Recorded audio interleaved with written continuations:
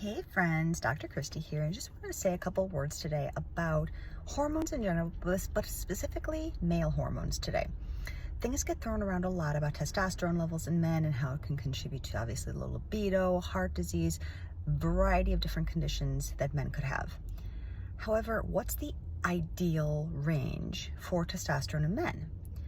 Guess what? On lab work, it's pretty broad. The lab range for male testosterone, regardless of age, is anywhere between 300 and 1100. That's a pretty broad range. So how do we know if for this person sitting in front of me, if their level of 426 is good or deficient? Because that is on the lower half of the range, right?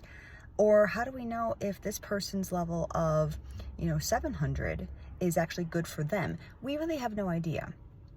Unless we have some background information or baseline information from when that individual, that male, was 18 years old, for instance, and then we compare, 10, 20, 30 years later and see where their level is now and how much it's declined over that time, we're not going to really get an accurate representation of what the ideal is for this person in front of us.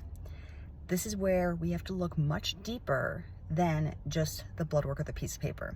The human being sitting in front of us, this is the kind of medicine that I practice. The human being sitting in front of us is more important than what anything says on a piece of paper.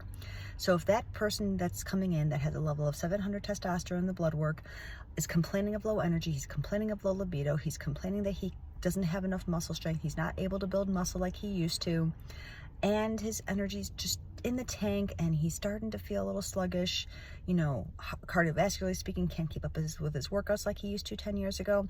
That tells me that I don't care what his level is in his blood, something's off in his hormones and in his body. So if we would just take a little bit of a broader perspective on this, that let's not treat pieces of paper and blood work, let's treat the human being, I think medicine would have some better answers for people.